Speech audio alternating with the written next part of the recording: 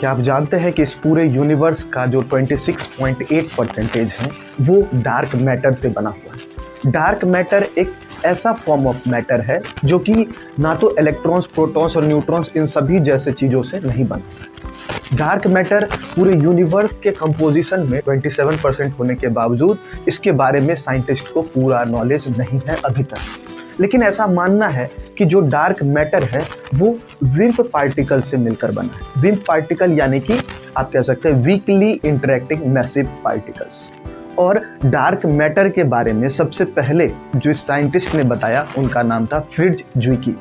उन्होंने बताया कि यही डार्क मैटर है जो कि बिग बैंग थ्योरी को बहुत अच्छे तरीके से एक्सप्लेन कर पाता है और साथ ही यह भी बताता है कि जो हमारे यूनिवर्स है वो लगातार एक्सपेंड करते जा रहे हैं। तो यूनिवर्स जब एक्सपेंड करते जा रहे हैं तो इसका मतलब है कि कुछ ना कुछ अमाउंट या कोई एनर्जी है जिसकी वजह से ये यूनिवर्स इतने फास्ट रेट से एक्सपेंड करते जा रहे हैं। क्योंकि ऐसा देखा गया, उन्होंने कई सालों तक एक्सपेरिमेंट्स परफॉर्म किए, ऑब्जर्वेशंस किए, उसके बेसिस पर उन्होंने बताया कि जो गैलेक्सीज है उस गैलेक्सी के अंदर जो प्लैनेट्स, स्टार्स प्रेजेंट है उनके बीच गैप इंक्रीज नहीं हो रहा। लेकिन एक गैलेक्सी है और दूसरा गैलेक्सी है, इन दोनों के बीच लगातार एक बहुत ही फास्ट रेट से ये गैलेक्सीज फार अपार्ट हो रहे हैं, बहुत दूर जाते जा रहे हैं। तो ये जो गैलेक्सीज दूर होते जा रहे हैं इसका मतलब बीच में कोई फॉर्म ऑफ मैटर प्रेजेंट होगा और फिर वहां से पता चलता है कि यहाँ पर जो फॉर्म ऑफ मैटर है वो है आपका डार्क मैटर यानी कि विम्प particles, weakly interacting massive particles. और क्या ऑब्जर्व किया गया? उन्होंने ऑब्जर्व किया कि ये जो पूरा यूनिवर्स है इसमें 3 तरीके की चीज़ें प्रेजेंट है। एक, एटम्स प्रेजेंट है। एटम्स हो गए इलेक्ट्रॉन, प्रोटॉन्स और न्यूट्रॉन से बने हुए जितने भी सब्सटेंसेस हों। दूसरा होता है डार्क मैटर और तीसरा है डार्क एनर्जी।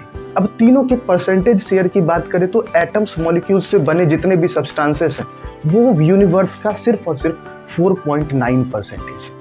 उसके बाद जो दूसरे नंबर पर है वो है डार्क मैटर जो कि वो अराउंड 26.8% है और साथ ही जो आप बात कर रहे हैं डार्क एनर्जी की वो है 68.3%। अब ये जो डार्क मैटर है ये एक्चुअल में क्या डार्क क्यों रखा गया ना?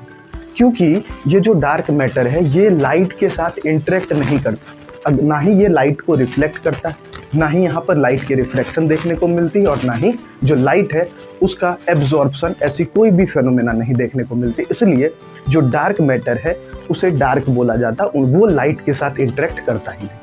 अब इसके बारे में और भी साइंटिस्ट ने अलग अलग ऑब्जर्वेशंस की, जैसे कि जो फ्रिट्ज ज्विकी के बाद एक और साइंटिस्ट आए जिनका नाम था रूबिन।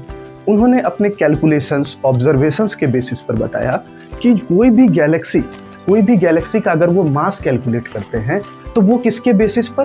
तो उसके मूवमेंट और साथ ही जो वहाँ से आने वाले ब्राइटनेस, उस गैलेक्सी की जो ब्राइटनेस है उसके बेसिस पर, यानी कि जो भी लाइट आ रहा है उसके बेसिस पर उन्होंने मास कैलकुलेट करने की कोशिश की। साथ ही वो भी ऑब्जर्व कर रहे थे कि उसकी जो वेलोसिटी है, तो इन सब चीज़ों के बेसिस पर जब वो कैलकुलेट करते तो वो देखते हैं कि जितना लाइट आ रहा है उनके पास, उसके बेसिस पर जो उन्होंने मास कैलकुलेट किया वो बहुत कम है। एक्चुअल में उसका मास उससे 6 गुना ज़्यादा है।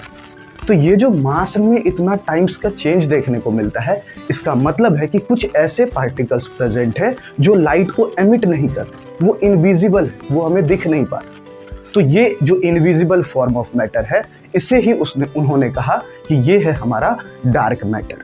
और यही रीज़न है कि जो कोई भी गैलेक्सीज है वो लगातार दूर होते जा रहे हैं और हमारा यूनिवर्स जिस रेट से उसे इंक्रीज होना चाहिए उससे कई गुना ज़्यादा रेट से इंक्रीज करता है। अब ये जो डार्क मैटर है इसके प्रेजेंस को दिखाने के लिए कई डिटेक्टर्स भी आए, कई तरीके के मशीन्स भी यूज़ किए गए जिसके बेसिस पर ये पता लगाने की कोशिश की गई क्या है सच में डार्क मैटर प्रेजेंट है क्या स्पेस में। तरीके का एक डिवाइस यूज़ किया, जो उस डिवाइस का नाम था CDMS यानी कि क्रायोजेनिक डार्क मैटर सर्च। अब ये जो डिवाइस है इसके अंदर सिलिकॉन और जर्मेनियम प्रेजेंट है, इसके लेयर्स प्रेजेंट होते हैं। तो जब भी ये डार्क मैटर के साथ इंटरेक्ट करता है तो विम्प पार्टिकल्स यानी कि वीकली इंटरेक्टिंग मैसिव पार्टिकल्स जो है इस जर्मेनियम को हिट करते हैं और जब भी ये पार्टिकल्स हिट करेंगे तो जर्मेनियम के पार्टिकल्स वो भी वाइब्रेट करते हैं और हीट प्रोड्यूस करते हैं। और इसके साथ ही जो वो हीट है वो वहाँ पर टेस्ट कर लिया जाता है, हीट सेंसर्स लगे रहते हैं उस डिवाइस में CDMS में, और वहीं से ये पता चलता है कि जो डार्क मैटर है वो कहीं ना कहीं यहाँ पर प्रेजेंट है। और अप्रैल 2013 में ये एक्सपेरिमेंट ये जो ऑब्जर्वेशन है लगातार 5 टाइम्स देखा गया, जो कि बहुत ज़्यादा है। तो यहाँ से ये भी कंफर्म हो गया कि जो डार्क मैटर है वो रियल में एग्जिस्ट करता है, और वो जो डार्क मैटर है वो लगभग पूरे यूनिवर्स का 27% है। उम्मीद है आपको ये चीज़ें समझ आई होंगी। धन्यवाद।